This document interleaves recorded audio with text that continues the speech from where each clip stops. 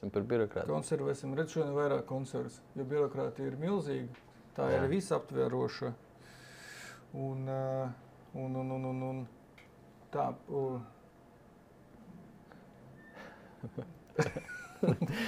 Mēs rakstam, mums, jautājums ir par to, tur ir cietais disks, ir klāt, viss kārtībā? Jā, ok, labi.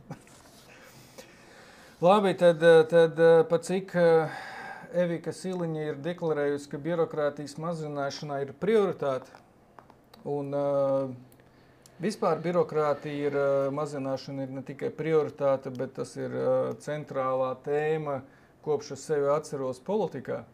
Nu, nevis sevi politikā, bet ka es esmu iemācījies lasīt, un kopš tā laika, ka es dzirdu, ko runā politiķi, visi laiku mazina birokrātiju un birokrātisko aparātu, un ierēģņus visu laiku samazina.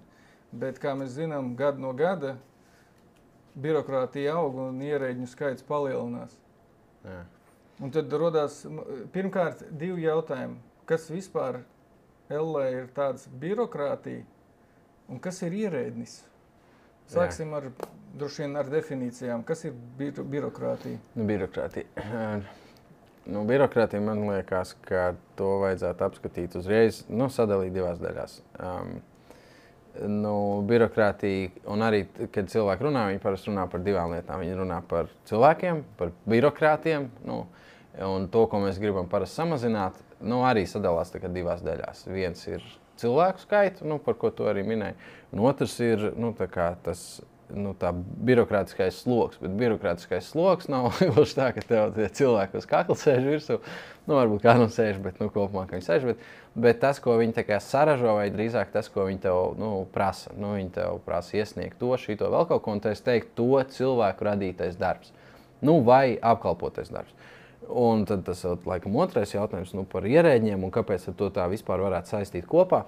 Tāpēc, ka kas ir ierēdnis? Ierēdnis ir tā kā valsts administrācija. No tā izrietošajiem dažādiem tiem zirnekļu kājņām uz visām malām. Proti iestādes tur iet iekšā, tur ministrijas iet iekšā un viss šī administratīvā daļa. Mīnus politiķi. Politiķi nav ierēģi. Viņi ir tā kā cits. Viņš pat atsevišķi valsts civildienas likumā pat noteikts atsevišķi, ka politiķi nav ierēģi. Tad varētu teikt kaut kādā ziņā, ka politiķi ir ārpus tā arī tā kā, birokrātijas stāsta, kad runā par kaut kādu mazināšanu. Viņi tur parasti mēģina ielikt iekšā, ka tad jau politiķi ir tie, kurus vajag sist, viņiem vajag arī vienmēr iegriezt, ja aiztiek ierēģis.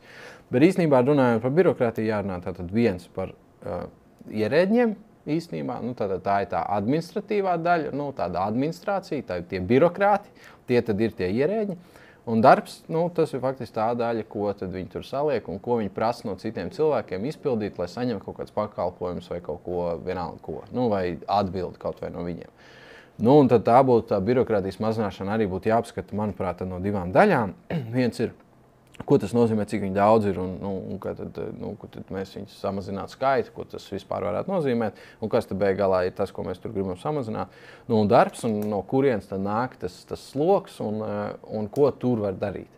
Tā es redzētu, ka runājam par birokrātiju. Ja mēs runājam par cilvēku, kas ir ierēdnis, tad viens, mums ir tādi figurē sabiedriskā telpā divi skaitļi. Viens ir, ka sabiedriskajā sektorā strādā trešdaļa no visiem nodarbinātiem. 28%, burtiski trešdaļa. Bet uzreiz tie, kas aizstāv ierēdniecību, bļauj, kad bet tur ir liela daļa ir skolotāji, ārsti un policisti, ugunsdzēsēji, tātad tie neskaitās, tie tā kā nav ierēdņi. Okay. Tad mēs jautājam, cik tad ir ierēdņi, un tad tas skaitlis, kas ir parādījies vismaz tāds, no tiem, kas visvairāk zina un vispareizāk zina, no čekistiem, ka tie ir 11,2 tūkstoši. Tagad, cik es saprotu, ir pieaudzis šis skaits, jo es skatījos kaut kādus datus, kas attiecinām uz pirms kaut kāda laika. Atkal mēs redzam, ka skaits visu laiku aug. Bet, pieņemsim, ka tas ir 11 tūkstoši ierēģņu, tie ir valsts pārvaldē strādājošo.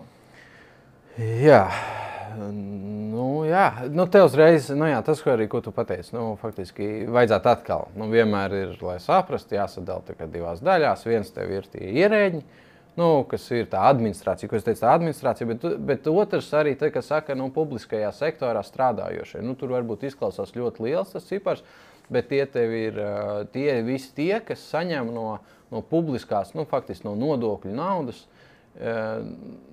pārsvarā nodokļu naudas saņem atalgojumu. Tie ir arī skolotāji, policisti, ugunsdzēsēji, ārsti, noteikti tur vēl robežsargi, armijnieki, bet tie nav ierēģi uzreiz. Viņi nav ierēģi, viņi arī pēc likuma nav ierēģi, ja policisti, viņi varētu varbūt būt pielīdzināmi ierēģiem, jo viņi var izdot administratīvos aktus, bet pēc savas būtības viņi arī nav ierēģi, viņi pēc savu likumu vadās.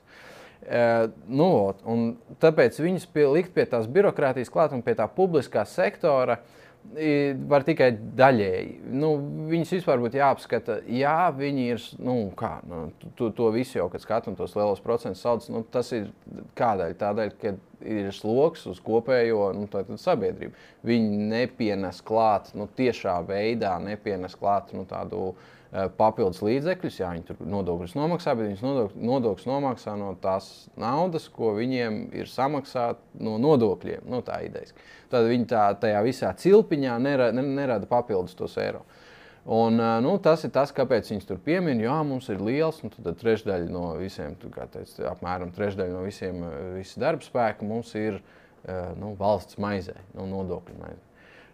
Tas ir daudz maz, tas arī tā, spekulatīvi. Tieši tā. Ko mēs ar to spējam izdarīt īstenībā? Jā, tieši tā. Tad tas jautājums ir daudz maz, tas būtu cits, varbūt arī nebūtu tik aktuāls jautājums, ja mums ir divi pieņēmumi. Pirmkārt, ka mums tā pārvalde ir neefektīva, tā ir lēna. Jā, tātad mums ir standarta noteikumi, ka mums atbild 30 dienās, un ja nesanāk 30 dienās, tad var pagarināt vēl uz 30 dienām un atbildēt tev kaut kad vēlāk. Un ka mums pēc būtības tā cilvēku iekšējā hierarhija veidojās ļoti izteikti no savējiem. Tātad, lai tu iekļūtu, un tu vari būt labs speciālists privātajā sektorā, bet tev ir ļoti mazas izredzes kaut kur tādā pa vidiņu iesprausties valsts sektorā, jo parasti jau paprasa tur 10 gadu pieredzi papīra stumdīšanā, kuru tev nav, tāpēc, ka tu strādāji privātajā sektorā, tur papīrs neviens nestumd. Un tu jau tiec acījāts. Vai pieņemsim personīgā pieredze, viss ir ļoti labi, bet ministrija man iepirkumos neņem, tāpēc, kad man iepriekš nav bijusi saskarsme ar iepirkumu likumu kā tādu. Es saku, tas ir dokuments uz 3 lapām, ko jūs tieši gribat, lai es no tā visa, jums ir jurists vēl, kas pēc tam to visu skaņo. Lūk, tu nevari. Tātad ierēdniecība ir pirmkārt skaitliski, tas ir viens jautājums, bet neefektīva un protekcioniska pret to, ka kāds atnāks un viņiem palīdzēs strādāt efektīvāk. Jā. Slikti pakļaujās maiņām. Jā, tu tā sadalīja 3 daļās, neefektīvi. Es domāju, neefektīvi viņi ir iekšēji vienkārši, tāda, kā varētu teikt, nedaudz bezatbildīgi. Jo kā? Tā nav mana darīšana, vai šito es negribu darīt, to paņemsim garāk. Viņa var būt efektīva.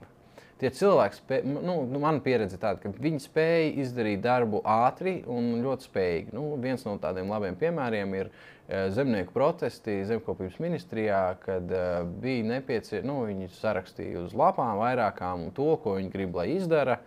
Atbrauca ar traktoriem, kas saka, iedeva jaunajam ministram, kas tikko bija stājies spēkā, nestājies spēkā, bet amatā, iedeva sarakstu. Ministrs pateica, ka šitais te viss tiks 2 nedēļu laikā izdarīts. Lielāko daļu no tā visa arī reāli izdarīja. Un, žiperīgi ierēģi visu sarakstījās, iesniedzā, izdarīja, apsprieda visu smuki, visu papīru tīri. Ja jūs mums prasat ātri fiks strādāt, tā mēs to varam izdarīt.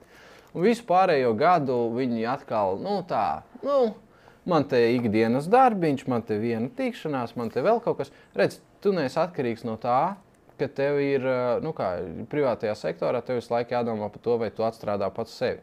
Šeit tāds jautājums netiek uzdots. Ja tev nav tāds mērķis atstrādāt pašam sevi, sev padarīt par liederīgu. Varbūt kādam ir tāda vēl, bet tā īsti nenotiek. Es papildināšu, es ielaužos, es saprotu, tas būs tā kā atsevišķi akmens, bet es par šo domāju tieši par protestiem, un es pie birokrātijas tā sadalīju, sev gatavojoties tā kā adekvātā birokrātija un pārmērīgā birokrātija. Un tad tieši šajos zemnieku protestos tur uz Latvijas bija aizbraukuši citi cīnītāji par taisnību no cita kanāla. Un viņi intervēja tā kā vietējos zemniekus, kas atnāca tā kā gatavoti laikam braukt vai nebraukt uz Rīgu, bet vai kur viņi brauca. Un tad pārmetums bija tāds, ka redz, lai saņemtu finansējumu, viņam jāsūt kaut kādas tur bildes. Jā. Un viņš saka, ko tad man tagad, lūk, man ir jāapstājās, jāizkāp ārā no traktora, jāuztais bilde, čakars, veci vīri.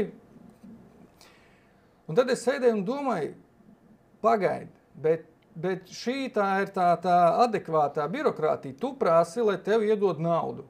Tā kā vienkārši tev iedod naudu. Un tev diezgan loģiski pretī paprast, labi, mēs tev iedosim naudu, bet tad tu atsūti no savu lauku, kā viņš tur izskatās, ko tu darīji, atskaitīt, ko tu tur iesēji, lai mēs zinām, par ko mēs dodam naudu. Un tas tika pasniegts, kad redzēt, šī ir pārlieku liela birokrātija. Labi, tev jau ir iespēja no šīs birokrātijas pilnībā atteikties, tu vari nepretendēt uz šo naudu. Tu vari pateikt, ka es šo nedarīšu. Nedaru, kurš tev, tā ir ekstra nauda, un tā kā tev iedod. Un tad šeit izpilda atsevišķas prasības, bet tagad kaut kā laužu visu sarunu, bet tieši, neaizstāvot galīgi birokrātiju, bet ir tā adekvātā, kad ir adekvāta prasība. Pamatota, tu saproti. Tev uzprasīja, lai redz to lauku, un tad tev pajautāja pēc tā lauka, bet cilvēks stāv un saka, nē, šo nedarīšu. Labi, bet tad, ko tu darīsi, lai pierādītu, ka tu tiešām uz tā lauka strādā? Protams, ir kaut kādas lietas, kur, kā tu arī pareizi pateici, ka, ja mēs gribam, savu, tā skaitā, publisko naudu, tā ir publiskā nauda, par ko mēs runājam, mēs te visi aizējam, nodokļos samaksājam, viens čalīts saka, te patribalizēs no ospuses, viens čalīts saka, dod man naudu, bet es negribu tev, es saku, ka es visu izdarīju, bet tu nedrīkst skatīties. Man kā atkal tad es varu ierausties, kā, labi, nodokļu maksātājs, man būtu tāds, vismaz tik daudz, ka, uztaisīt to bildi tu vari.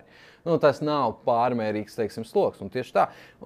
Bet te ir arī, te var pat paiet vēl viens solīt tālāk. Ir lietas, kuras uzliek, par pienākumu mēs paši uzliekam sev, mēs pasakām, ka mums ir rekur jāizdara tas, šis vai vēl kaut kas.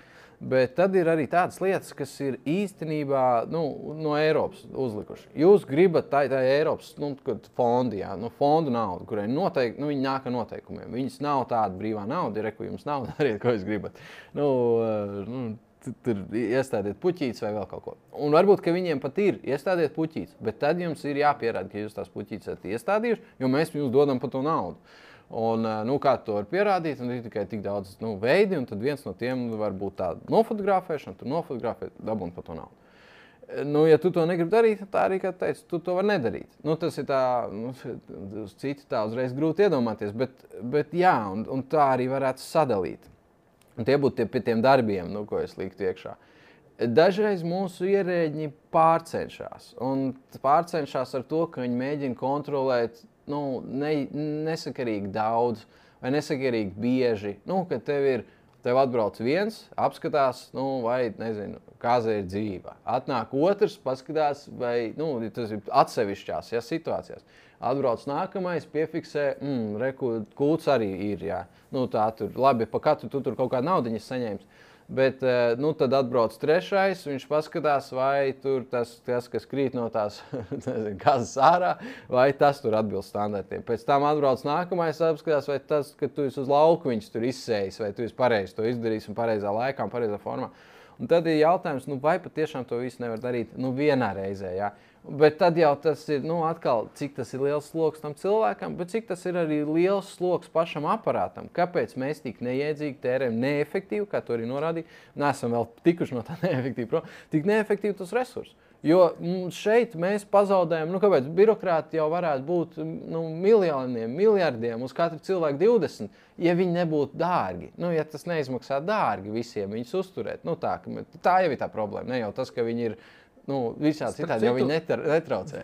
Viena piebilde, pie mums pat neesot dārgi, mums ir salīdzinot ar citiem, mums ir ļoti liels, bet vidēji diezgan nabadzīgs tas. Kā jau mūsu cilvēks. Jā, un tāpēc tas viens, kāpēc mēs visu laiku runājam, ka mums vajadzētu samazināt, mums pat nevajadzētu samazināt to naudas apjomu, ko mēs tērējam uz aparātu, mums vajadzētu samazināt cilvēku skaitu, lai paliekušie saņem vairāk un līdz ar ko efektīvāk strādā, jo tad viņi būs vairāk motivēti. Bet ir tas stāsts, kā tieši gan cilvēki, gan tie darbi sajaukts kopā, kā birokrātija vairojās. Tas īsais stāsts ir tad, kad ir divi birokrāti, sēž savā kabinetā, viņi kaut ko dara. Tad vienā brīdī viņi apkrāvušies ar papīriem, saprot, ka viņiem paliek grūti, viņiem tagad grūti, viņi tā kā netiek it kā galā.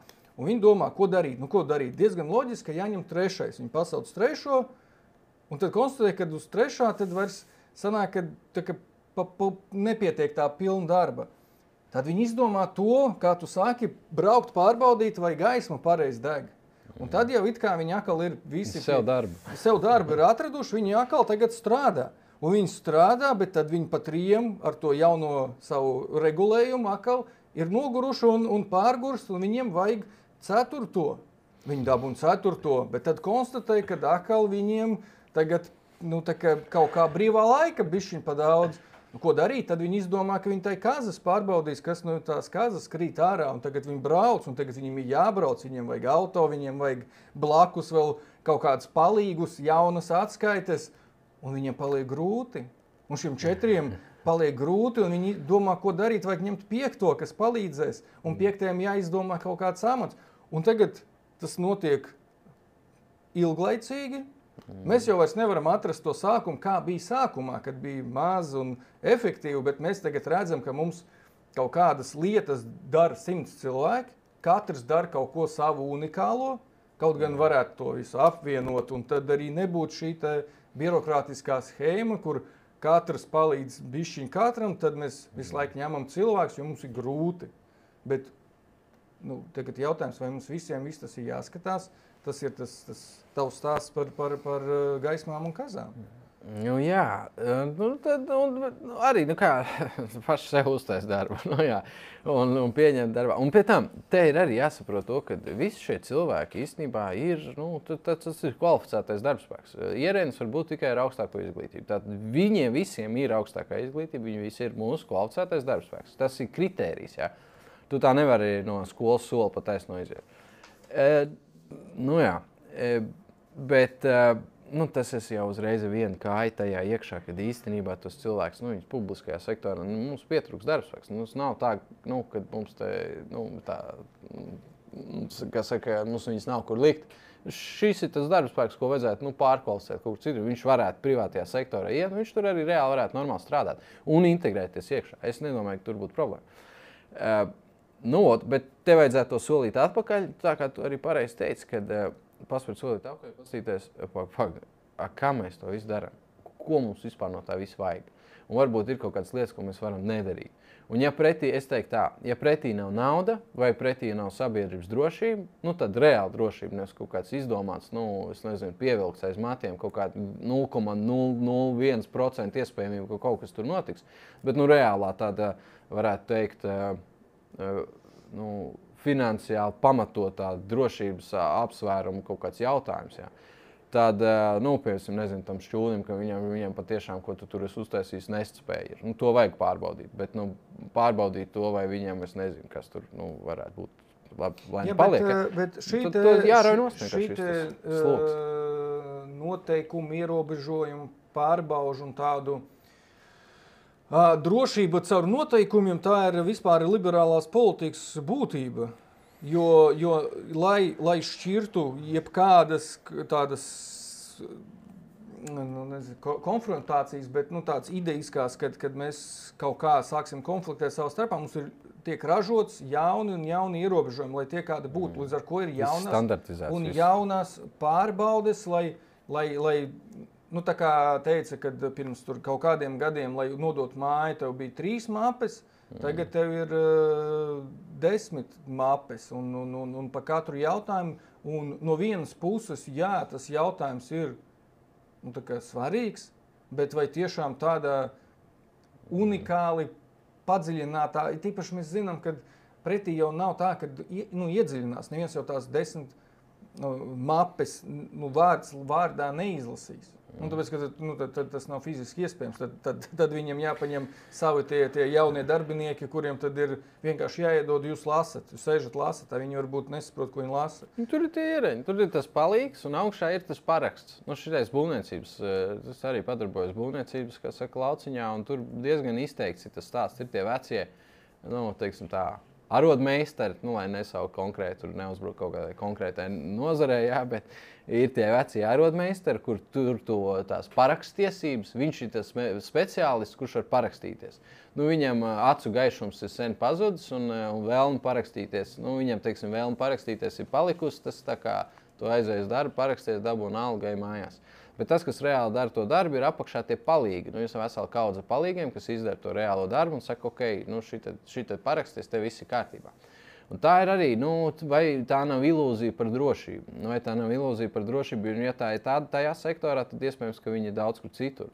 Un ka tas speciālists, pirmkārt, tie jaunie speciālisti netiek uz augšu, tāpēc, kad ir vecais speciālists, kurš neiet pensijā, bet viņš sēž un parakstās un par to naudu saņem. Tā sistēma ir tā izveidojusies un tā kārtība tur tāda ir.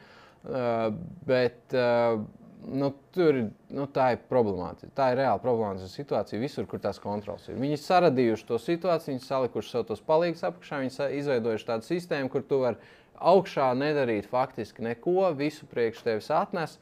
Un te iestājās tā situācija, ka jāgriež nost tās vietas. Birokrātija jāsamazina cilvēku formātā. Likvidējam amatvietas, palielinām slodzi uz tiem esošiem cilvēkiem, lai tas priekšniekam arī ir jāstrādā. Jo mēs viņam par to maksājam un labi maksājam.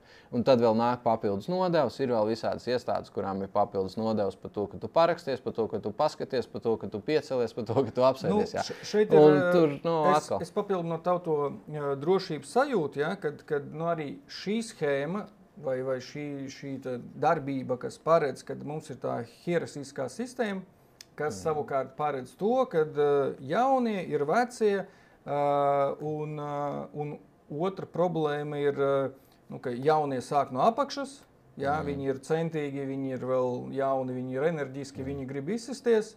To, protams, paman, kaut kur viņas virza uz augšu, un tad, jo, kā mēs tikko izrunājam, no sāna baigi neviens neatnāks, tā tad jāvirza savējie, tie, kas ir pašu audzinātie un vispārējais.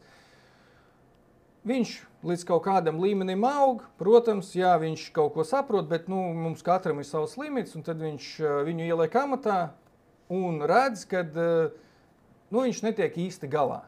Viņa līmenis bija tas solis atpakaļ, bet sanāk arī tā problēma, kad to soli atpakaļ viņu neviens neatliek. Viņu vairs nepasaka, tā kā privātajā, tev ieliek uz pārbaudas laiku, tu īsti netiec. Foršģeks, tu strādās šeit, jo tas ir tas līmenis, kur tu vari.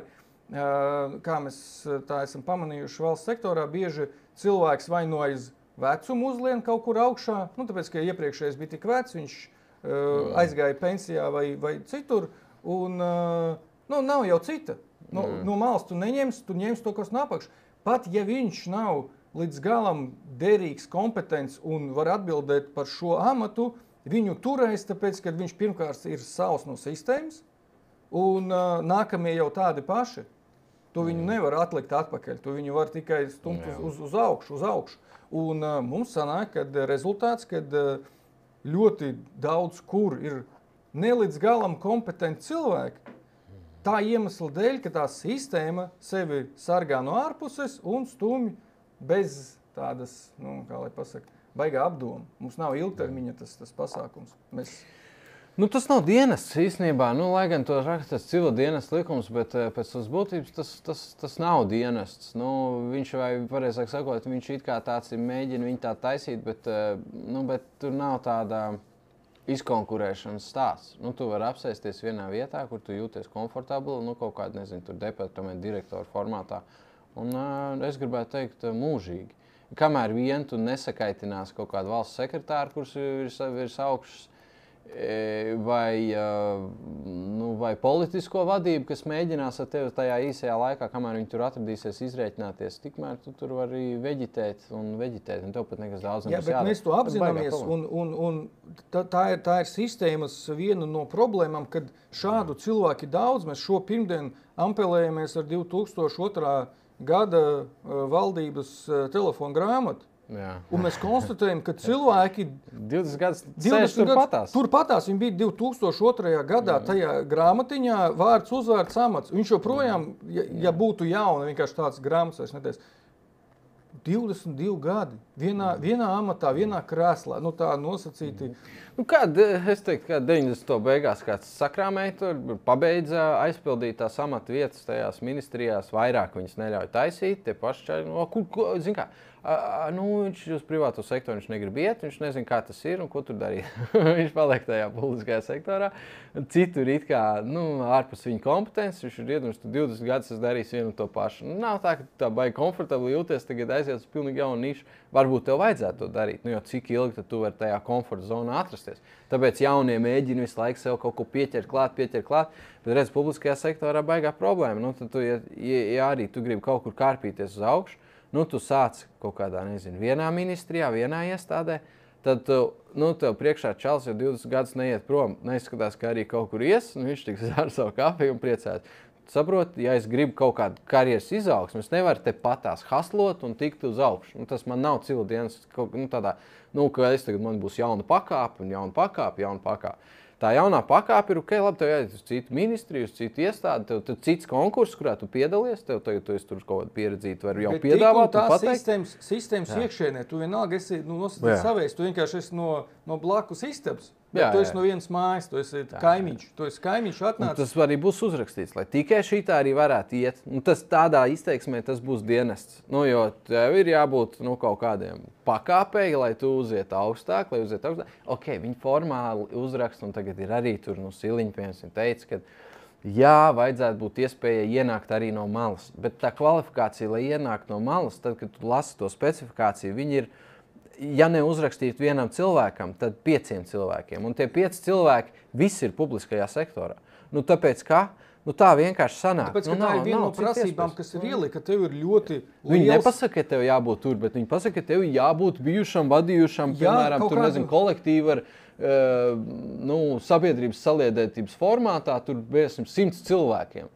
Kurš tev NVO tur ir 100 cilvēkiem? Tev uzreiz skaidrs, ministrija vai tur sabiedrības integrācijas fonds? Es tā pieņemu. Paši sev uzrakst nolikumu, paši nokandidē. Kas te pieteicās? Tie paši. Un tad mēs nonākam pie tā, kad viens cilvēki nemainās, cilvēki ir, viņi ir savā kaut kādā līmenī, bet mēs visu laiku paralēli birokrātijas mazināšanai runājam par dažāda veida reformām. Jebkurā nozarē mums ir vajadzīgs reformas. Es pieņemu, ka ir cilvēki, kas seko līdzi aktualitātēm un jaunākām tehnoloģijām, visam pārējām. Bet tagad, ja mēs atgriežoties pie izklaides ar telefonu grāmatu, ja tu 22 gadus esi sēdējis vienā amatā, man ir zināma šauba par to, ka tagad šis cilvēks ieviesīs kaut kādas darba optimizāciju, kas saistās ar IT. Jo viņam tomēr ir jāsaprot, kā tas funkcionē, lai ieteikt jebkādas prasības pret to, kā mums notiks. Tāpēc jau mēs nevaram atlaist vai samazināt štata vietas vai atlast cilvēks, tāpēc, ka viņš jau pasaka, bet man jau visi vajadzīgi. To, ka lielāko vai daļu no darba to tagad var izdarīt automātiski bez iesaists reāli cilvēki, to jau viņš nevar saplānot, jo tad, kad viņš viņam nevajag, protams, viņš negrib, viņam nav nekāds absolūts stimuls. Tas, ka tev apakšā tev nav pilnīgi es pat pieņemu, ka tev ir kaut kāds, papildus izdevīgums, jo zem tevis ir vairāk cilvēku, jo vairāk resursu tu it kā var izmantot. Tu esi motivēts palielināt zem sevis esošo birokrātisko aparātu, jo tad tu vari atslogot sevi maksimāli. Līdz tādam, kad viņi tev kafiju var pienest. Jā. Un tā apmēram arī tā sistēma tā strādā. Un tāpēc tā cīņa ar to birokrātiju, tas ir tāds mūžīgais stāsts, jo pati no iekšienes birokrātija nav, tas ir galms. Galms nav ieinteresēts sev samazināt. Galms ir ieinteresēts palielināt nodokļus, no kuriem tiks palielināts viņa algas un tiks palielināts viņa skaits. Un viņu, tās iespējas un tā lišķība, ko viņi var veikt.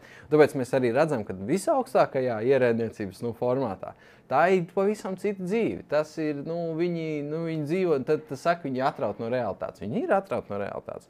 Viņi tā kā liela uzņēmumu vadītāji. Pēc savas būtības tikai viņiem nav jāuztraucās par to, cik viņi nopelnīs, jo viņu peļņi ir nodokļi. Un tos nodokļus politiķi ieraksta likumā un, ja vajadzēs, uztaisīs lielāk. Viņa algas tiek automātiski pacelts. Ja? Un tas ir, kā es teicu, tas ir galms. Uz to būtu jāskatās kā uz galmu. Un politiķi, tas karalis. Jaunais karalis nāk, lai dzīvo jaunais karalis. Mēs viņam klanamies, vecais karalis tiek nokauts, tagad es nākamajam klanos. Širā ir vieta, kur var nolasīt tur to ierēģņu zvērastu, un tā mēs varam paķidāt to, kas, kādā formātā viņš tagad, vismaz tādā no savas sākotnēji, ka viņš ir jauns ideālists, kāda viņam ieliek to domu, kādā tev būtu jāstrādā. Jā, bet mums jau jāatcerās, ka lielākajai daļai šo cilvēku to domu lika kaut kādu 90. gadu vidū, ja viņi joprojām tur strādā. Un tas jau arī liecina par to, ka tā vīzija par to, kā jāfunkcionē katrai atsevišķai nozarei, tā vairāk atbilst nevis šī brīža situācijai, kā uz to skatās nosacīt uzņēmēji vai iedzīvotāji, bet tā kā tas bija pirms 30 gadiem, tad, kad cilvēkiem vēl bija tā informācijas uztver, labi, un tad mēs redzam, ka visu laiku politiķi mēģina cīnīties, mazināt kaut ko vai vērtēt un pārvērtēt. Tas tāds skaistums konkurss, kur piedalāmies mēs divi, un tad mēs esam pirmā, otrā vieta, mēs varam mainīties, bet baigi. Nē, es izpētīju vienu to stāstu, kas bija Rīgā. Rīga ir liela pilsēta. 2009. gadā tagad izveidoja birokrātijas apkarošanas centru. It kā nosaukums ir atbilstošs, ka tagad Rīga ir tur ļoti liels aparāts, tur apkaros birokrātiju. Uzreiz sāka ar to, kad izskatīja iedzīvotāju sūdzības un dažādas atzīvisku raksturu problēmu risināšanu. Viņiem bija rakstīts tajā idejā, ka tas ir domas struktūra funkcija izvērtēšana. Tātad tajā par vadītājiem ielika iekšlietu resortu cilvēks, jo viena no cīņām bija arī ar korupciju. Tātad jau sajauc, ka birokrātija, korupcija, tas ir apmēram viens un tas pats. Un vadītāji ir pēc būtības no iekšlietu ministrijas, tas nozīmē, ka viņi var cīnīties ar korupciju, bet viņi noteikti neko neizdarīs ar birokrātiju, jo viņi pirmkārt paši ir šīs te birokrātijas augļi, un otrs viņi nesaprot, kā es visu cīnu. Ko mēs cīnāmies? Kā es varu cīnīties ar birokrātiju, tāpēc, kad es apsēdīšos, es izvērtēšu funkcionālo un visas darbības, un tad es jums pateikšu, ko jūs darat lieku, bet es stipri šaubos, kad viens no padomniekiem bija robežsardzes vadītāja vietnieks, kad viņš izvērtēs, ko dara, pieņemsim tur, teiksim, modernu mobilitātes un ārtelpu nodaļu, vai viņi to dara efektīvi. Tad viņi 4 gadus tur cīnījās ar kaut ko, paši pateica, ka viņi nebija domājuši, ka strādās tik labi, jo bija telefona aptāja un tur viss bija labi. Un pēc būtības 4 gadus viņa sūdzības izskatīja par būvvaldu un par... 21. gadā jaunā reformistu koalīcija pārveidoja to visu par iekšējo pārbaužu un korupciju novēršanas nodaļu. Pilnīgi pazaudējot. Jā, un viņi nemaz neliedzās. Viņi arī uzrakstīja, ka tas birokrātijas apkarošana nav vajadzīga, jo pašai katrai Rīgas institūcijai ir jāpārvērtē savas funkcijas, un tāpēc nevajag apmēram no sāna vēl līdz tur kaut ko vērtēt. Tātad šis Rīgas stāsts parāda arī gan politiķu neizpratni par to, kas ir īsti jādara, gan arī pakļaušanās, jo šī ir tīra pakļaušanās. Viņi izņēma ārā, kam bija domāta šī nodaļa, birokrātijas apkarošana. Viņi vienkārši pateica, ka katra iestāde pati to darīs. Kā viņi pateiks, ka mēs atlaidīsim sev? Ir nodaļa 10 cilvēki, pieņemsim marketings PRs, viņi pateiks, mēs paņemsim mākslīgo intelektu, viņš jau visu mūsu vietā dara, mēs atstāsim 1, 9 iesim mājās. Tā jūs gribat, lai viņi sev pārvērtē? Tā ir cīņa, tā ir notikusi 15 gadu, un tagad 23. gadā plānoja ievest starptautisko pretkorupcijas standartu caur šo kas tas būtu. Atmetu vispār visu to ideju. Zini kā, es uz šī iezīmējos pat vairākas lietas. Tādas sakarīgās lietas un arī tādas triviālās lietas. Zini kā, cilvēki grib birokrātijas mazināšanu. Kur cilvēki gribēja, mēs uztaisījām birokrātijas mazināšanas iestādi. Palielinot birokrātiju, faktiski palielinot birokrātus. Palielinot funkcijas. Ko tas nozīmē? Birokrātija tas nozīmē, tad tajā brīdī, kad mēs runājam par birokrātijas samazināšanu, īstenībā, ja mēs runājam par cilvēku samazināšanu, tad pirms mēs runājam, jo tu nevari tā vienkārši aiziet un atlaist kaut kādu cilvēku, tad man nepatīk, tu esi birokrāts, es tevi atlaižu. Tagad kaut kādu valsts sekretāru mēs aizējam un atlaižam, jo tā mēs cīnāmies birokrātiju. Tas nav īsti pareizi, tā nevajadzētu darīt, un tā tas arī nenotika. Bet kā var cīnīties ar birokrātiju? Birokrātija var cīnīties likvidējot funkcijas, ko tu arī jau pieminēji. Tu likvidē funkciju, un likvidējot funkciju, tu likvidē funkcionāri, tu birokrāti, kurš arī tu funkciju veids. Un mēs apaugam ar tām funkcijām, vajadzīgām un nevajadzīgām. Dažreiz ir tā, ka nāk pie varas kaut kādi, liberāļi vai tur vēl kaut kas, viņiem gribās regulēt visu kaut ko, ir kādam bijusi kaut kāda sāpe, viņš grib uzlikt klāt cilvēku, kurš to sāpu apkalpos, viņš apkalpoja to vienu cilvēku, kuram sāpēja, vairs tā nav nekāda sāpe, bet tas funkcionārs tur paliek un tā funkcija tur paliek, un varbūt tā partija nosprāgus un tā kustība ir nosprāgus, tā doma ir beigusies, bet tas cilvēks tur ir palicis, viņš atstrādā sevi, viņš izdomā, es te tagad darbošos. Un mums vajadz visu laiku tajā brīdī, kad jūs arī sagaidat no politiķiem kaut kādu birokrātijas mazināšanu, skatieties uz to, vai viņi viņi nekad nevarēs iziet ārā, mēs samazinājām birokrātiju. Viņi pat tā varēs ieteikt ārā, bet uzreiz skatieties, vai funkcijas tika likvidētas, attiecīgi cilvēki tika samazināti, funkcijas likvidētas, cilvēki paliek, tas ir sliktais variants.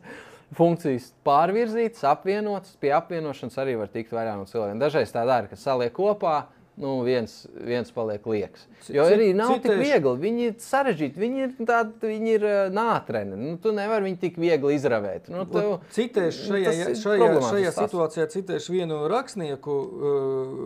rakstnieku Latvijas ar pat vairākām grāmatām, kad vajag ne tikai atlaist cilvēku, bet arī viņa galdu izmest pa logu. Jo, ja galds paliks uz vietas, tad kāds pēc tam apsēdīsies pie tā galda tik un tā. Tāpēc, ja mēs izdomājam, ka šis nav vairs, tad mēs kancelējam vietu, mēs visu notīram, visu vairs nav, tad nevar vairs. Jo, tas ir...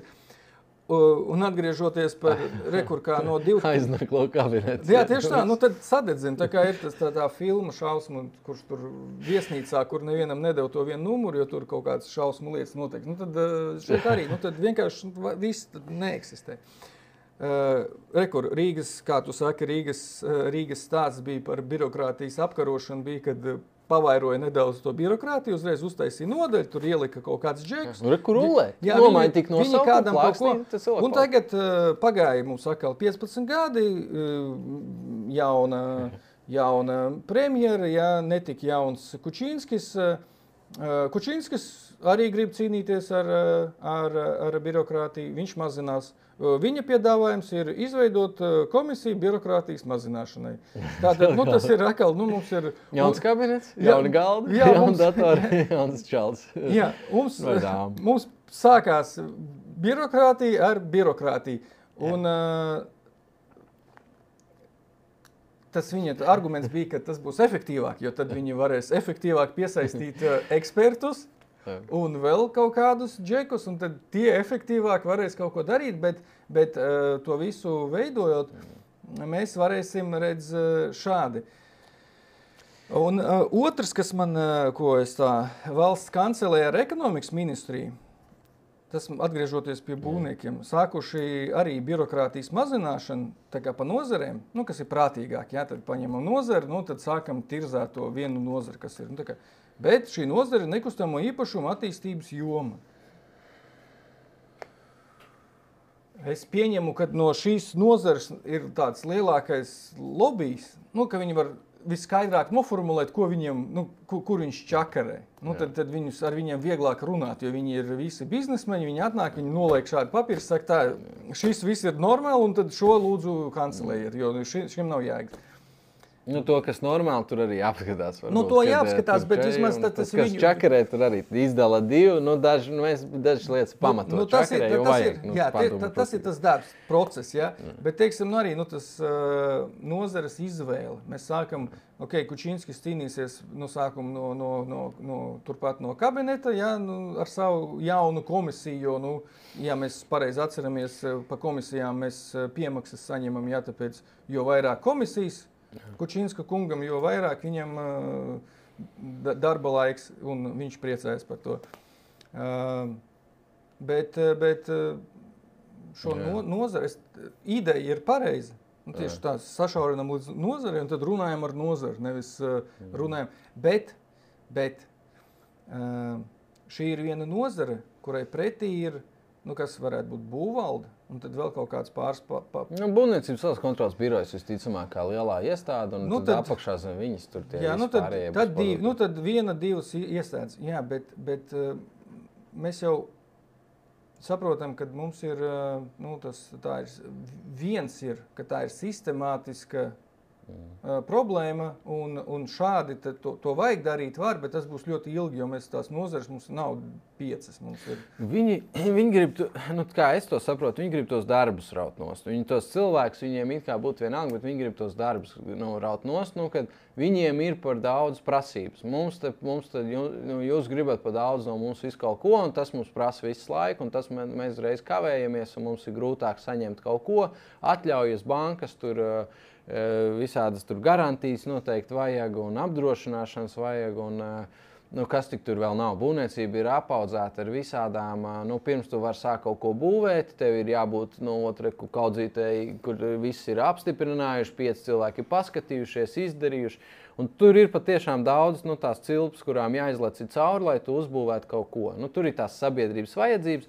Un tad atkal tāda baigā sijāšana. Tagad Viktors tur atrada 52, apkopoja tās, kas ir tās it kā varētu būt neiedzīgās, apkopoja 52, ka varētu būt tās, kuras mēs tur likvidējam.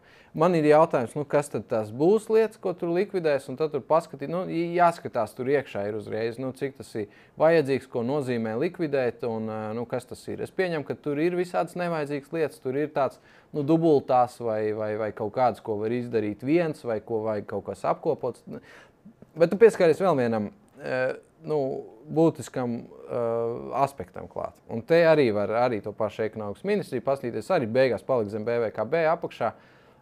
Bet tad, ja tu gribi samazināt birokrātiju, vislabākais veids ir samazināt naudu. Jo ko tu gribi izdarīt? Tev jau vienalga tās amatvietas, tev ir samazināt naudu. Ja tu samazinās naudu, tad viņiem pašiem iekšēji būs jāskatās. Viņiem nebūs tā amata vieta. Viņš vienkārši man nav naudas tajā amata vietai, ko tur papildus izveidot. Bet šo praktizēja jau Citkovskis praktizēja tad, kad reāli mums visu laiku ir to iztrūkums. Mums it kā, un man, kurš neatceros, bet stāstīja, kad pat tās tukšās amata vietas nekancelē, jo uz to rēķina var tad piemaksas maksāt tiem, kas strādā. Tātad tur līdz 30% katru mēnesi. Tev nav viens darbinieks, un tu viņu aizstāji. Un tad tev palielina, jo tu esi pakļauts likuma rāmim, kurā ir noteikti, cik tu daudz var saņemt algu. Nu, par konkrētu amatu vietu atrodas konkrētā amatu grupā. Un viņai ir, nu, teiksim, tur lufti ir, bet tu vari saņemt piemaksas, un tu vari saņemt, kas saka, politurismu brauciens uz ārzemēm un visu kaut ko tādu, nu, tu viņus nevar saņemt, bet tev nosūta komandējumā, nu, jo tu baigi tur svarīgs, tu baigies eksperts esi, un tev vajag pasēdēt nevis šeit pie galda, bet, nu, aizbraukt uz Parīzi pasēdēt pie galda, piemēram. Ok, labi, nu, tad arī realitāte. Bet ar to naudas samazināšanu, ko es, nu viens ir tā vienkārši nogriezt nost, bet otrs ir nogriezt nost to, ko tu maksā par kontroli. Un bija tādas, ka viss šitais stāsts un viss tās koģinācijas stācijas un visu to pārējo, visu to sistēmu uzraudzīja, nu, ilgstoši uzraudzīja tā, no valsts naudas. Nu, un kaut kāds procents no tās nozares, nu, teiksim, peļņas aiziet uz kontroli. Un tad sanāk tā, jo lielāka nozara, jo lielāks procents, nu, vai pareizāk sakot, procents saglabājas tas pats, bet vairāk naudas aiziet kontrolē. Tātad, jo spēcīgāk nozara, jo vairāk cilvēks vajag, lai viņi apsaimniekot, jo pati nozara par to tā kā samaksā. Un tad tu piesaisti, tas ir ļoti, manuprāt, labs veids, kādā tu vari piesaistīt nozares attīstību. Nu, jo, ja kaut kāda nozara attīstās, var parādīties tā, ka tur diviem cilvēkiem vairs to nevar izdarīt. Ja no sākuma tās bija nozara 1 uzņēmumu, tad tā ir nozara 20 uzņēmumiem. To viens vairs nevar dabīgi izdarīt. Bet, ja tad tiem 20 uzņēmumiem ir jāuzliek virsū, ka no jūsu apgrozījuma, teiksim tā, tur 1% aiziet kontrolē. Nu, vienmēr. Tu vienkārši ar to rēķinies. Un tad viņi faktiski samaksā par to. Jo nozara lielāka, jo vairāk naudiņas, jo vairāk iespējas un lielāka tā kontrola. Nu, faktiski, tev palielinās proporcionāli. Ja tu esi ar to birokrātiju dušī nost to nozari, viņi nepelna tik daudz, viņiem grūti iet, tev samazinās. Tev vienkārši dabīgi samazinās, nav nauda, tev nevar atļauties. Jā. Nu, un tad radīsies jautājums, mums vajag papildus procents, tur vēl kaut ko, nu tad jācīnās pašai nozarei pretī pret viņiem. Bet tas princips varētu būt apmēram kaut kāds tāds. Nu, tas ir tā jēdzīgi sasaistīts, viņi tā kopā elpo. Bet tad mēs nosakām likumā, ka ir šitā, un tu nedrīkst prasīt vairāk, un tad samazinās tagad darbvietas. Labi, bet ja mēs pieņemam, ka pirmkārt jau pie risinājumiem, kad mums jau šobrīd ir ne tā bagātākā birokrātija, mums ir viņa tāda, arī iemācījusies tā kā nevis piemānīt, bet izmantot to, kas ir. Ja? Tātad mums, kad saka, ka vajag samazināt darba vietas, mēs tik un tā atstājam šīs tukšās amatvietas, lai tikai ir iespēja kādu aizvietot, lai arī pamatojot, ka cilvēki aizies prom, kaut gan pārstrādāsies. Pārstrādāsies ir tā, ka tad, kad sākās krīze 2008. gadā, tad es zinu, ka pieņemsim pa privāto sektoru, kad vienkārši sasauc sapulcs un teica, ka ir divi varianti. Jā, ir variants viens, mēs nevienam nemainam algas, bet divus no kolektīvus 20 cilvēku mums tad ir jāatlaiž. Otrs variants, mēs visiem samazinām tur pa 100 eiro, tas ir vienkārši, bet tad paliekam visi. Ja? Un tas ir kolektīva lēmums, ka mēs paliekam vai mēs vairāk strādājam, bet par to pašu, bet tad kaut kas ir jādara. Šajā gadījumā es baidos, kad ja atnāks un pateiks, ka rīt nebūs vairs piemaksas, to, kuri piecelsies ar kāju piesatīs, tad es iešu strādāt tur kaut kur. Būs ļoti maz. Teicēji būs daudz, darītāji būs maz. Neviens neies, tāpēc, ka bez 100 eiro viņš turpinās veģitēt tā, kā viņš šobrīd dara, bet citur, tā kā tu saki, viņš nezin, kas ir citur, viņš tur nav bijis nekad. Bailes no nezināmā beig galā. Psiholoģiski tas ir ļoti spēcīgs pretarguments, kāpēc nekustēties, kāpēc nemainīt neko. Un arī neiesaistīties nekāda veida reformās, jo atkal reforma tas ir kaut kas cits, jauns priekš kam, jo mums šobrīd viss strādā, jūs savukārt nesaprotat, tāpēc, ka jūs neesat mums ir 30 gadu pieredze, mēs zinām, kā tas viss funkcionē, jūs te no malas. Un tas ir tas, ko visi piedāvā kā cīnīties ar birokrātiju. Tas ir audits, funkcija un bet, protams, kad nevis tā kā šeit mēģināja Rīgā, kad paņēma kaut kādus žeks un nesaprotam funkciju, vienkārši, kad mums ir nodaļa, mums ir kabinets, un tur cīnās ar birokrātiju. Kad tas ir neatkarīgi cilvēki. Ar pakalpojumu. Jā, kad vēlams, ka tie ir ārzemnieki, kuriem nav vispār nekādas emocionālās, nekādas sasaistes ar šo vietu, viņiem vienalga. Viņi atnāk, paskatās, pamājā galvu. Vēlams vēl bonus par to, ka samazinās kaut ko, kad te no šitā viss būs efektīvāks, tur tas stāsts. Labāk. Vai arī vēl tad nozares speciālisti. Nozares speciālisti, kur savukārt tad atkal. Nevis mūsu nozares speciālists, kur atnāk, mēs tūlīt jums sakārtosim, kā vajag. Nē, atkal, no kaut kurienes. Tie, kas, tā kā es teicu, kad mums ir jāatlaiž visi no satiksmes ministrijas, tāpēc, ka viņi vienkārši ir iztērējuši naudu. Pēc tam pat nevis iztērējuši, bet viņi ir tā kā dīvainā kārtā kaut ko ir uzsākuši, tā kā uz aizņēmumu, viņi nebalstījās ne uz ko, viņi vienkārši pārtērējās. Un tagad visa valsts ir parādā 10 miljārdu tikai tāpēc, ka viņiem bija vienalga. Tas ir tas piemērs. Kad sēž ierēdņi, viņiem vienalga. Gribat tiltu, būs tilts. Jā, būs pāļi, uztaisam pāļus. Nav naudas, netaisam, kāda mums starpība. Un tieši tā ar tādu domu, kur šobrīd labs piemērs būtu. Mēs visiem pasakam, paldies, jūs esat strādājuši slikti, jūs esat mums radījuši caurumu. Mēs nezinām, ko ar to darīt. Jā. Tur visi tagad staigā ar grafikiem, viņi nezina neviens, ko darīt. Bet jūs visi varat iet citur. Tur ir kaut kādi 370 cilvēki vai kaut kas tam līdzīgs. Bet tā nekad nenotiks. Un visi jau arī nav vainīgi. Arī objektīvi nav vainīgi. Tur ir kaut kāda sauņa, kas saka atbildīgo pa visu to stāstu. Beigalā, starp citu, kas notika? Kaut kas mēs te runājam, tā nenotiek, bet tā arī nenotiek. Valsts pārvaldē tā nenotiek. Tika samazināts no valsts sekretāra vietnieces par departamentu vadītāju. Tas ir, tu teici, nekad neiet uz leju. Real Baltica stāstā, tu pakās miljārdus un tu tiec pazemināts pa vienu solīti uz leju. Tas ir tas piemērs, kas pierāda, ka šī nekompetences, tā hierarhija, viņa strādā, jo viņu vajadzēja pazemināt pirms tam.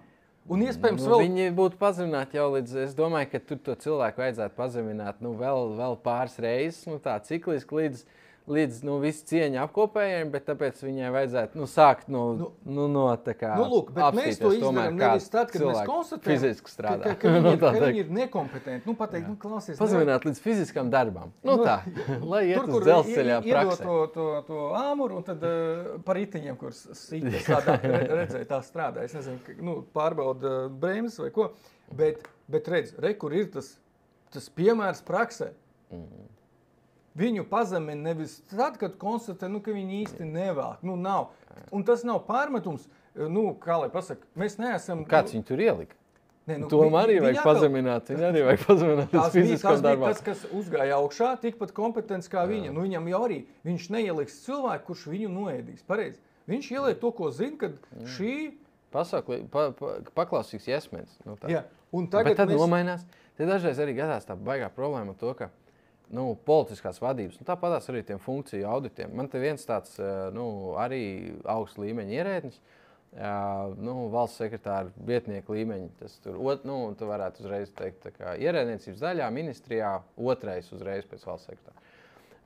Viņš man tā interesanti pateica, ka mēs tur arī bijām revolucionāri, reformas gribējām izādas ieviest, no politiskās vadības. Kā atnāk politiķi, saka, ka mēs tagad darīsim, tagad, piemēram, tavs funkciju audits. Mēs tagad apskatīsimies, ko jūs te darat, un vai te nevarētu kaut ko apvienot, kaut ko likvidēt, kādu galdu izmest pa logu ārā un tā tālāk. Un tad man tā atklātā tekstā tā arī pateica, ja mums nepatiks tas uzdevums, ko jūs politiskais uzdevums, ko jūs uzdevat, to funkciju audit, tad mēs viņu darīsim tik ilgi, cik vajadzēs, kamēr. Un tas otrs teksts, līdz nomainīsies ministrs, un tad jaunais ministrs neuzzinās, ka kaut kas tāds ir vispār ticis darīts.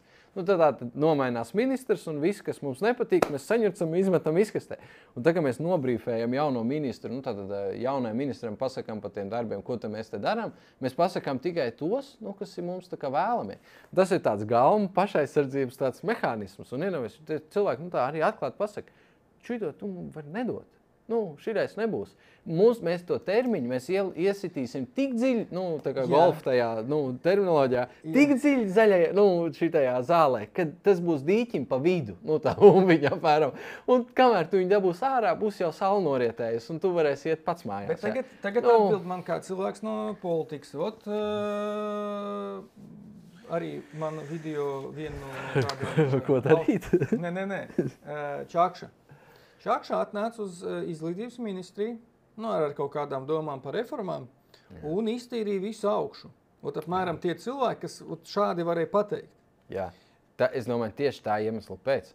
Lai tā pašaizsardzība nebūtu, viņi nemaz negaidīja. Viņi neuzdeva uzdevumus, pirms viņi nebija nocirt uz galvu. Es domāju, ka viņi zināja, kur viņi iet. Viņi jau Čakša jau pirms tam bijusi ministrijās.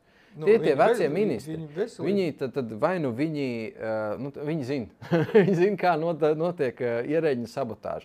Sabotē politiķu darbus, tā kā nemaz neliekās. Tas ir viņi, it kā liekas, ka viņi katrs par sevi, bet viņi kolektīvi sabotē jebkuru darbu. Kur ir jāstrādā reāli, vai kas ir kaut kas jauns un ko negribas darīt, vai ko čist nevajag darīt. Un tagad tu vienreiz esi ministrs, tad tu rīktīgi apdedzinies. Tu atnāc, tev liekas, ka tu strādās, tu uzdod visiem uzdevumus, neviens neko nedara, un pēc tam saka, ka tu nemaz neuzdev uzdevumus. Un tad tu sāc rakstīt rīkojumus, lai tas viss būtu rakstiski, jo mutiski pateikt, es nekam nedaru. Tas tā kā telefona saruna vai izziņa. Tu gribi, lai ir piefiksēts, tu nosūti izziņu, jo tev vajag to atbildi, ka viņš ir saņēmis un kad viņš ir sapratis. Jā. Bet tad beidzās tā ministrēšana, un tu saproti, es esmu pavadījis kaut kādus gadus, vai gadu. Tas valdības kā ātri tur mainījās, gadu, piemēram, tu pavadījis. Nekas nav noticis, tev ir nosabotēts, tu tagad vairāk neesi ministrs, tev iespēja ietekmēt nekādu nav. Tu visticamāk vēl esi opozīcijā, tad tur burkšķi. Tad tu nākamo reizi, ka kļūst par ministru. Tāda mums nav daudz, bet tie ir efektīvie ministri. Viņš atnāk iekšā uzreiz, iespēr šitam valsts sekretāram pa muguru, kāja pirmajā dienā, kur administratīvā departamenta cilvēki atsauc uzreiz, kas jums tajā ar iepirkumiem, kas jums tajā ar ko. Šitos mēs uzreiz atlaižam. Viņš jau varbūt pat zina, ja viņš tur ir otro reizi tajā pašā ministrā. Viņš zina, kurš cilvēks vajag uzreiz nogriezt galvu viņam. Aizrotēt uz ēli. To arī var. Ierēni šausmīgi grūti atlaist, bet ierēni var aizrotēt uz ēli. Uz ēli, bet tad sanāk Uldim šobrīd diezgan veiksmīgi sanāk, ka viņš ir savā ministrijā. Un, es domāju, ka visi nemēģina Uldu sabotēt, jo Uldis pirmkārt ir vecais ministrs, viņš jau ir cik reizes ministrs bijis. Viens no vecākajiem ministriem, kas ir. Tas varētu būt ministrs, no kā ierēģi baidās.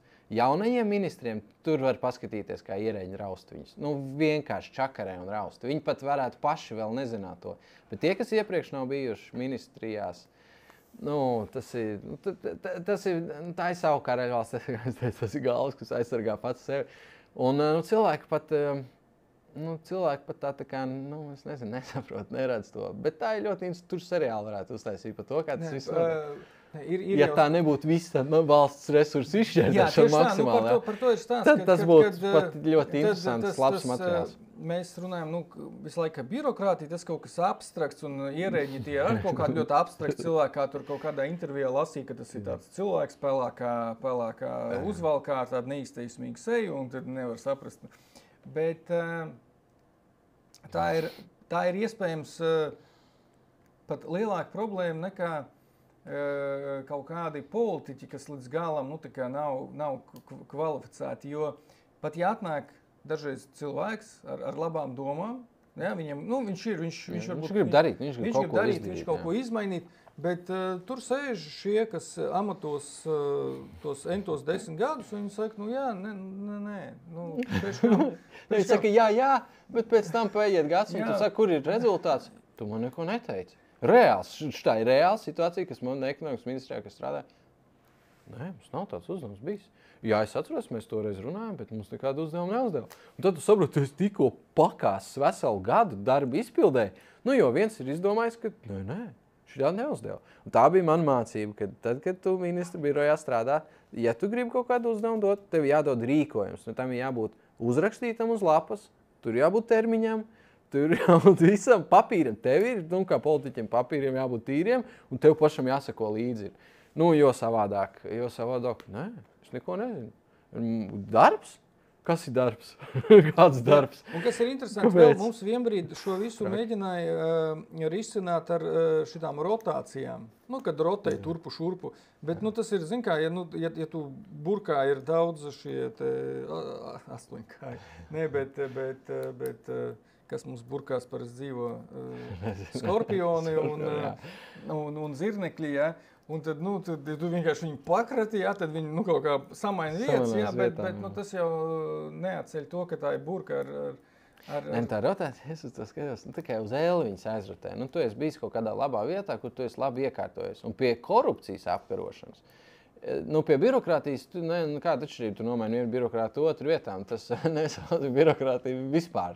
Bet ko tas dod? Tas pie korupcijas apkarošanas. Tas dod, jo tev ir iestrādātais stāsts, un tu pēkšņi tev aizrotē uz kaut kurienu, kur tu nemāki darbu darīt. Jā, tieši tā, bet tā birokrātija bet tu arī nemāki paņemt vēl naudu, jo tev katrā vietā jāiemācās. Pie rotācijas tu palielini birokrātiju, tāpēc, ka cilvēki ieliek tur, kur viņš vēl nav, viņš jau arī nesaprot.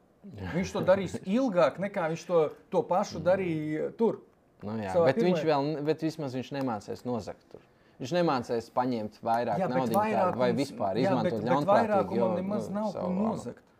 Akal, ja mēs runājam tāda, ka viņi ir 11,000, tie, kas var nozagt. Lielākai daļai nav. Jā, lielākā daļa, viņiem, viņi var končas dabūt. Bet tos arī nerotē. Redz, kāda jēga tev rotēt kaut kādu, departamentu, tur apakšējo kaut kādu speciālistu. Tu pat esot ministrijā, kurai ir 200 darbinieki, tu zini ko?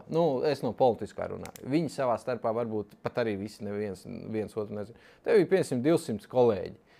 No tiem 200 kolēģiem, ja tu esi, teiksim, politiskā vadība, tad tu zini valsts sekretāru vietnieks un departamentu vadītājs, jo tiem tu strādā kopā. Un tad, tas, kam viņi tālāk nodeliģē savus darbus, īstenībā valsts sekretāra vietnieki ir tie, kas departamentu vadītājiem uzdod uzdevumus. Bet tie departamentu vadītāji, viņi tālāk uzdod saviem tiem darbiniekiem. Kāda tev, kāpēc, lai tu rotētu tos mazos darbiniekus, kas to reālo darbu dara? Tikai tad, ja tu gribi destabilizēt to departamentu, ka viņš vairs nestrādā, jo tas departamentu vadītājs, visticamāk, viņš neko vajag daudz pats nedara. Ar atsevišķiem izņēmumiem, kas ir daži superierēģi. Ir tādās, katrā ministrijā ir pa kaut kādu 1-2 superierēģi, kurus īstenībā uzmet virsū lieliem svarīgajiem darbiem. Tu atnāc, tu zini, ka tie ir cilvēki ar vienkārši abnormālām spējām, darba spējām. Viņš dedzina sevi ārā, viņš nenormāli strādā, darbaholiķi, visticamāk patoloģiskie darbaholiķi, kas viņi tur ir, viņi atrodas apmēram arī valsts sekretāra departamentu vadītāju vai vietnieku līmenī. Bet viņiem tiek dots gan pa tēmu, gan ne pa tēmu, visādi turpmāk apkārt. Bet tie jaudīgie cilvēki. Bet viss pārējos var aizstāt ar ChatGPT. Reāli. Tu iedod stratēģijas, vienkārši iebaro mākslīgām intelektam tās stratēģijas, kas ministrijā ir, un liec viņiem sagatavot jālmateriālu. Un tad tas departamentu vadītājs izlabo kļūdas. Viss. Un es teiktu, ka mēs varam samazināt valsts pārvaldi, birokrātus reālos. Tā skaļi nedrīkst teikt, bet es domāju, ka pat no 11,000 uz 5 mēs...